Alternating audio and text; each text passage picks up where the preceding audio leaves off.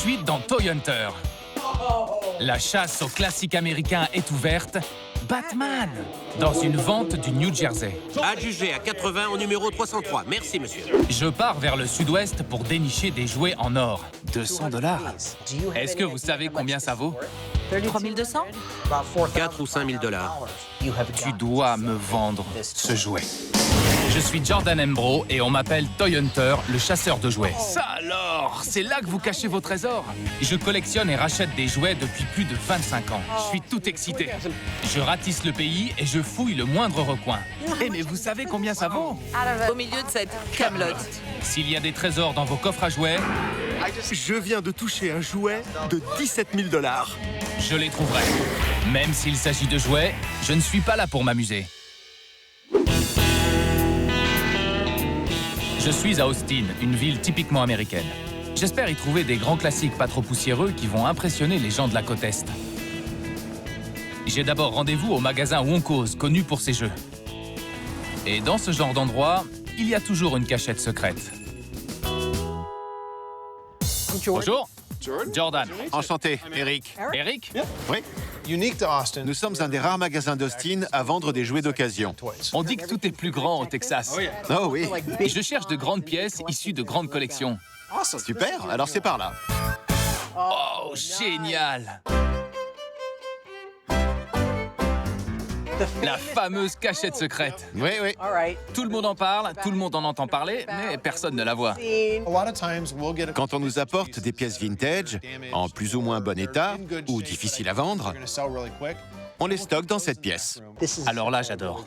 C'est exactement ce que je recherche. Le chasseur Darkseid de 1985. La gamme Super Power de Kenner était très populaire. Elle a profité de la mode des super-héros lancés par DC Comics. Il est complet? Ouais, sortez-le. Darkseid était l'un des pires ennemis de Superman, et ce jouet était son arme de destruction intergalactique. Voilà les ailes. Le plus cool, c'est le siège arrière. Il se retire et il se remet. Et puis aussi le dessous du vaisseau, qui sert de poignée. Et on peut faire comme ça. Et avec les ailes, Et oui, les ailes. on posait des gars dessus. C'était comme un sidecar intergalactique. Ouais. Non seulement ce jouet est grand et puissant, mais en plus, il est fabriqué au Canada. Je devrais le revendre quelques centaines de dollars à un amateur confirmé. Ils sont très rares aux États-Unis. À sa sortie, ce vaisseau n'a pas connu un grand succès. Mais aujourd'hui, sur le marché de l'occasion, il est de plus en plus dur à trouver. Combien vous en voulez? Je l'avais affiché à 100 $. 100 $? Oui. Ça me semble un peu trop. Que diriez-vous de 60? Ou 70. D'accord, 70. Super. Merci beaucoup. Merci à vous. Eh, mais ça, c'est cool! Ça aussi. Je vais te battre. Génial! La montagne du serpent. Gamme vintage des maîtres de l'univers, Mattel. Musclor, lui, il avait le château des ombres. Et Skeletor, le méchant, la montagne du serpent. La montagne du serpent était super cool. Il y avait un micro détachable qui donnait de l'écho à la voix, une tête démoniaque avec une bouche mobile et une trappe manuelle. J'en avais jamais vu un déballé. Dans leur boîte, ils se vendent comme des petits pains et très cher. Ils peuvent valoir jusqu'à 500 $ dans leur boîte d'origine non ouverte. Celle-ci est ouverte. C'est une belle pièce. En temps normal, je l'achèterais tout de suite. Mais vous n'avez pas la boîte, il manque quelques pièces. Alors je pense que je vais passer mon tour. D'accord. Il y en a deux.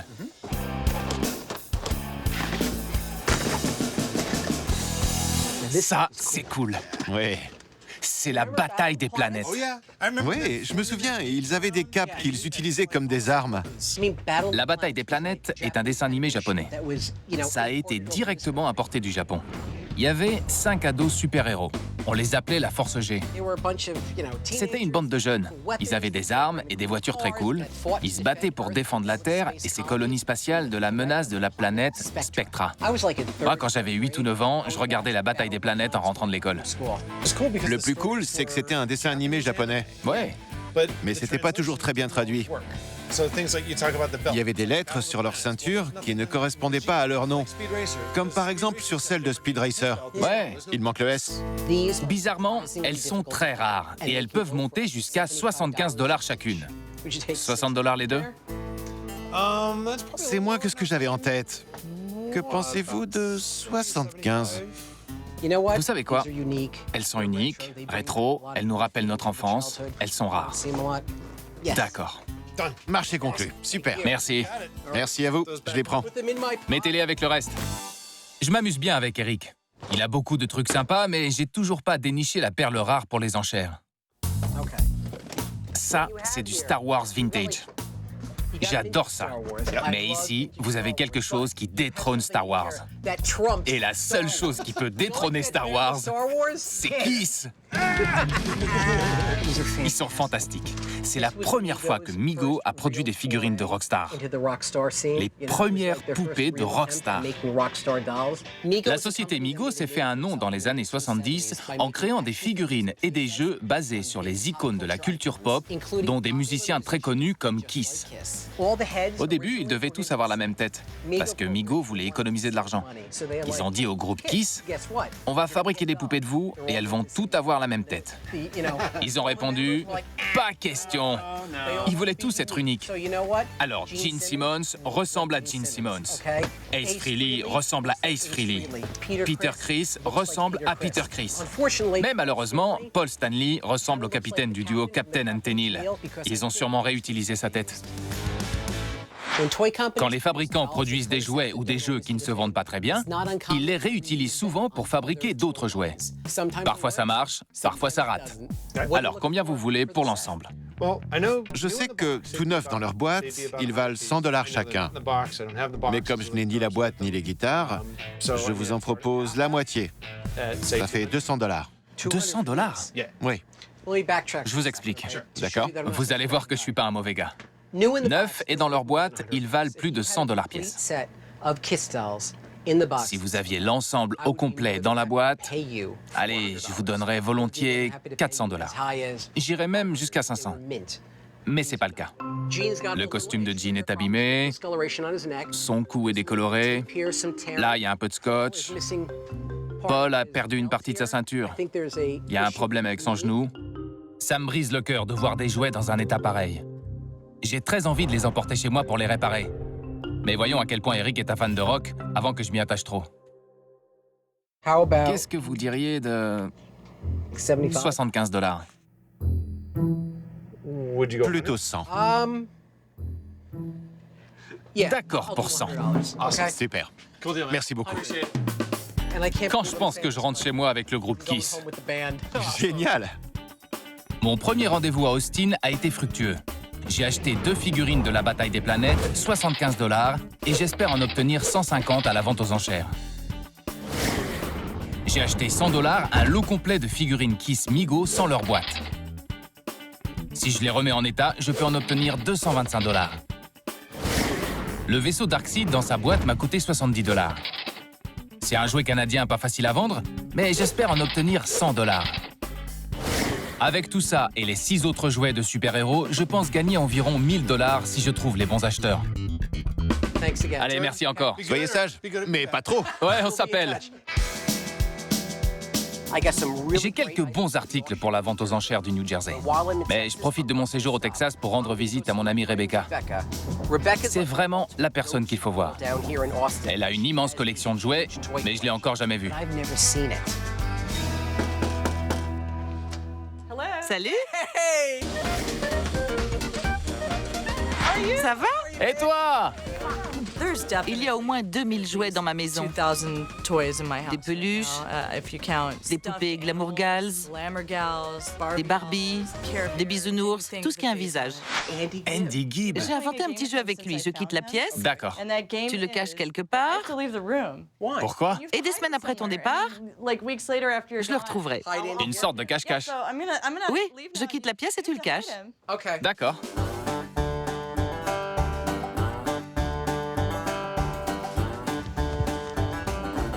Ça y est! J'arrive. Tu le trouveras jamais. Qu'est-ce que c'est ça? Des patoufles? J'en ai à peu près 50. J'en ai jamais eu parce que pour moi, elles n'ont pas beaucoup de valeur. Ces poupées patoufles sont plus rares que les autres. Ah bon? Celle-ci date de 87. Elle a des bagues aux dents, ce qui est assez original. Elle a qu'une dent? Oui, Elle porte des bagues pour une seule dent? apparemment. Ces patoufles sont cool, mais pas pour ma vente aux enchères. Elles sont super, je les adore, mais il m'en faut plus. Quelque chose de rare et d'unique. Et elle conviendrait?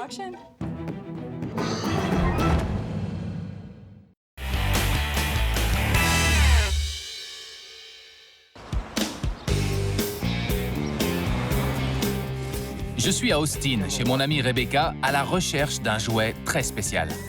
Elle conviendrait? Sans m'avancer, je pense que j'ai trouvé la perle rare. Est-ce que c'est ce que je pense? Ah oui, elle conviendrait très bien. C'est la première Barbie. La numéro 1. Oui. Barbie a été créée par Ruth Handler, l'épouse d'Elliot Handler, cofondateur de Mattel. En 1959, Ruth a remarqué que sa fille traitait ses poupées comme des adultes. Elle a donc créé une poupée avec un corps de femme à l'intention des enfants. Et elle l'a nommée Barbara comme sa fille. C'est la Barbie numéro 1. Tu sais combien elle vaut? J'ai une idée du prix. Les gens m'appellent souvent pour me dire qu'ils ont la toute première Barbie. Je vais les voir, mais c'est toujours une Barbie plus récente. Ok. Pour savoir si on a la véritable Barbie numéro 1, il faut regarder sa couleur. Elle doit être très blanche parce que la couleur s'est estompée. D'accord. Quand on enlève son maillot, tu permets? Je t'en prie, enlève-le. On peut voir que c'est la couleur d'origine. Couleur chère. Oui, c'est la couleur qu'elle avait quand elle était vendue 3 $ en 1959. Tu dois me la vendre. Combien tu en veux?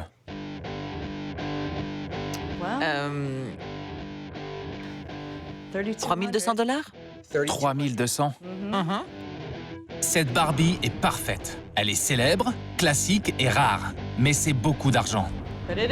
Mais c'est la Barbie numéro 1 de 1959. Maillot de bain d'origine, parfait état, toujours sur son socle, des jolies mains gracieuses. Rebecca est meilleure vendeuse que moi.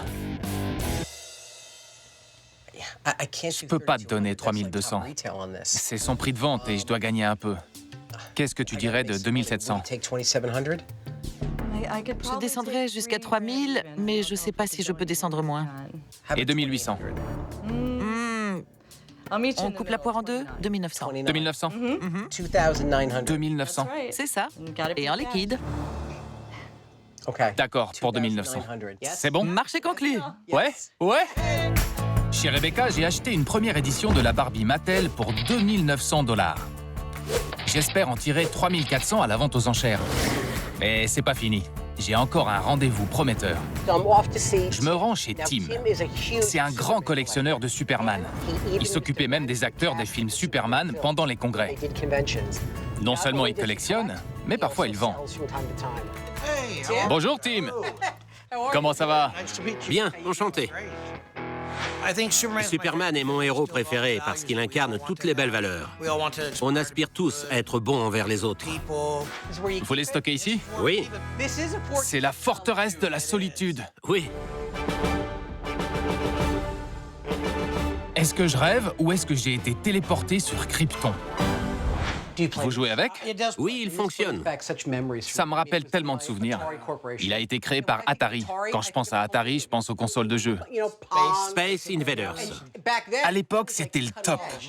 J'avais 12 ans et je me disais, il n'y a rien de mieux que Pong. Rien ne pourra jamais le remplacer. Combien vous l'avez acheté? 4000 $. Je vous l'aurais bien acheté, mais je suis venu en avion. Et ça, c'est quoi? C'est l'une des capes que Chris Reeve a portées dans le film. Vraiment? Oui. Lequel? Je pense que c'était le troisième, parce qu'elle est assez foncée. C'est une cape pour marcher. Sa cape pour marcher. Les capes pour marcher étaient lourdes, et celles pour voler étaient légères. Essayez-la. Génial.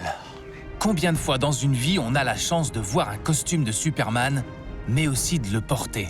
Là, j'ai l'impression d'être Superman. C'est normal, vous lui ressemblez. Vous trouvez? Attendez. J'adore. Et là, je lui ressemble? Son portrait craché. C'est un des grands classiques de chez DC, la marionnette de Superman, sortie en 1977. Il est très rare d'en trouver une en si bon état. Et la boîte est impeccable. C'est génial. Ouais. C'est une pièce extraordinaire. Christopher Reeve, dans les années 70, c'était, et ça restera, le meilleur des Superman. Oui, je suis d'accord. Et le plus drôle, c'est que Reeve n'était pas le premier choix pour le rôle. Avant, on l'avait offert à Paul Newman, à Robert Redford, Sylvester Stallone, Rocky voulait le rôle, mais on lui a refusé. Oui, c'est exact. Combien vous en voulez? Il est en parfait état. En tant que collectionneur et marchand, je le vendrais 500 $. Je comprends très bien pourquoi vous en voulez autant.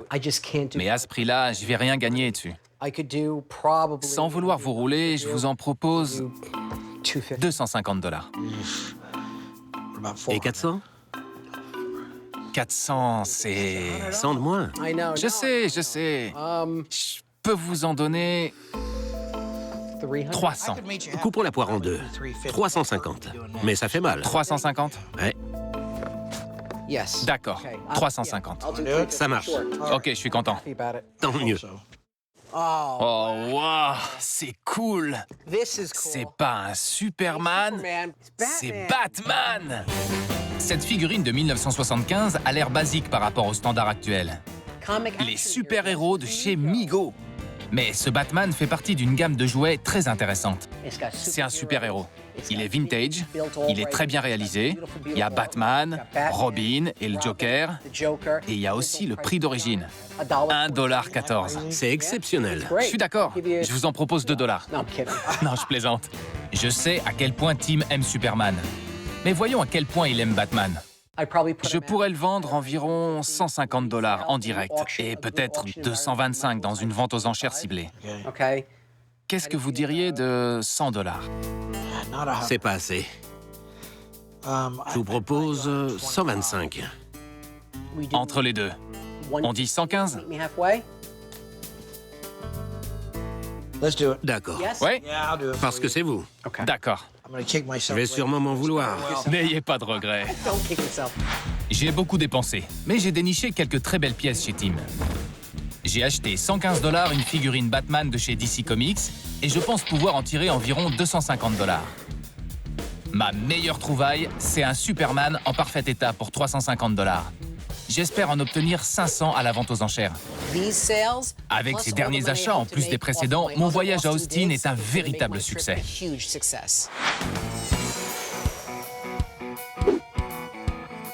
Je suis de retour dans le New Jersey, dans la salle des ventes Botnar, et je suis très excité. Mon ami Steve est là pour me porter chance.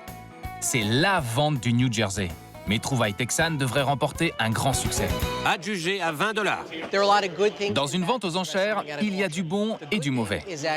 Le bon, c'est que même si peu de gens misent sur mes pièces, tous les autres regardent et ils peuvent devenir de bons clients potentiels.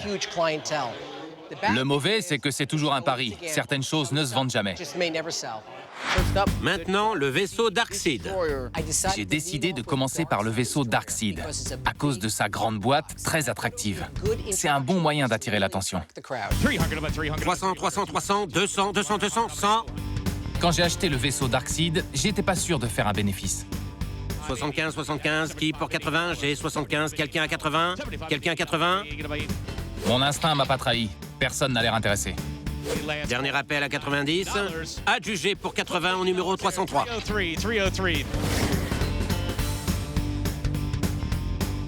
Et maintenant, la marionnette de Superman, le super-héros. Je suis sûr qu'il va se vendre. C'est Superman quand même. Pas vrai? 250, 250, 275, 275, 300, 300, 325 une fois, 325 deux fois, 325 trois fois. Adjugé 300 $ par téléphone au numéro 475. 300 $? J'ai perdu de l'argent avec Superman. Je pensais que ça allait mieux se passer. Vous attendez tous cette poupée Barbie. Les enchères commencent et je sens que la tension monte. Il y a quelqu'un de très intéressé devant. Et en même temps, il y a un autre enchérisseur au téléphone qui lui mène la vie dure. 2000, 2000, 2100, Je sais pas qui va gagner, mais moi je m'amuse bien. 2800, 2900, 3000, 3100, 3400, 3500. Adjugé à 3500 $ pour la dame. Je ne voulais pas dépenser autant, mais elle enrichit ma collection et surtout, Je l'adore. Au début, j'étais un peu inquiet. Mais au final, je suis gagnant. En faisant le total de tout ce que j'ai acheté au Texas, mon voyage est un grand succès. Et tout ça grâce à une poupée super cool, Barbie. 1, 2, 3. On s'en est sorti. Très bien. Allez, je t'invite à déjeuner. Merci. C'est moi qui paye.